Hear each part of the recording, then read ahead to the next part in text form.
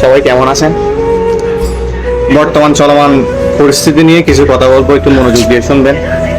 ফিলিস্তিন ইস্যু নিয়ে বর্তমান সৌদির মধ্যে যে অবস্থা শুরু হয়েছে, মানুষ বের হলে গ্রেপ্তার করে বলতেছে, একামা থাকলেও গ্রেপ্তার করে বলতেছে। বর্তমানে চলমান বিষয় নিয়ে সৌদি পরিস্থিতি খুবই খারাপ।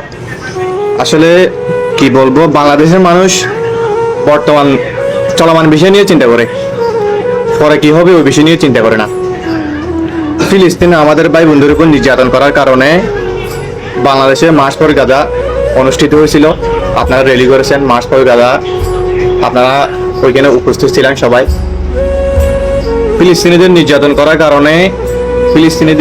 করার কারণে আপনি ইসরায়েলের প্রেসিডেন্ট নেতানিয়াহুকে জুতা পেটা করেছেন এবং আমেরিকার প্রেসিডেন্ট ডোনাল্ড ট্রাম্পকে জুতা পেটা করেছেন। মানলাম, ঠিক আছে, সমস্যা নাই।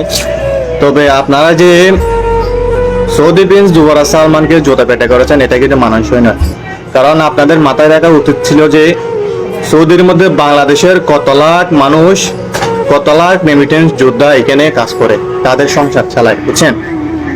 তো সৌদি প্রিন্সকে জুতা পেটা করার পর থেকে এখানে যে অবস্থা বাঙালিদের উপর শুরু হয়েছে, বাঙালি ভাইদেরকে যেখানে পাচ্ছে সেখানে গ্রেপ্তার করতেছে, যেখানে একামা থাকার পরও তাদেরকে গ্রেপ্তার করে নিয়ে যাচ্ছে, এটা কিন্তু মানানসই নয়। একটা ফ্যামিলিতে সংসার চালানোর জন্য সাপোজ মনে করেন একজন ব্যক্তি আছে, সে 5 লক্ষ টাকা খরচ করে এখানে সৌদির মধ্যে আসছে, 5 লক্ষ টাকা খরচ করে সৌদির মধ্যে আসে। তাকে যদি 1 মাস পরে ধরে ফেলে, সে তার সবকিছু আত্মসাৎ করে এখানে আসছে, সে ঋণ নিয়ে জায়গা বিক্রি করে, স্বর্ণ বিক্রি করে এখানে সৌদির মধ্যে আসছে। তাকে যদি 1 মাস পরে একামা না আসার আগে তাকে যদি গ্রেপ্তার করে বাংলাদেশে পাঠাই দেয়, তার অবস্থা কি হবে, তার হাল কি হবে, আপনি চিন্তা করে দেখেছেন? বাংলাদেশের মানুষ, বাংলাদেশের স্টুডেন্ট যারা আছেন, তারা সবসময় চলমান বিষয় নিয়ে চিন্তা করে। তারা হচ্ছে আবেগী, তারা বিবেক দিয়ে চিন্তা করে না। সো এখন যেটা হয়ে গেছে, এখন করার কিছু নাই, এখন সবাইকে গ্রেপ্তার করে ফেলতেছে।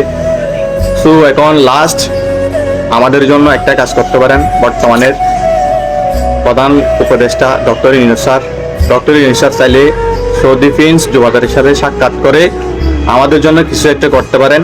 সাক্ষাৎ করে এটা একটা মিটমাট করে ওর সাথে আলোচনায় বসতে পারেন। ডক্টর ইউনূস স্যারের কাছ থেকে আমরা লাস্ট এসে আশা করব, আর আমাদের জন্য দোয়া করবেন যেন আমরা পুলিশের ফাঁদে না পড়ি।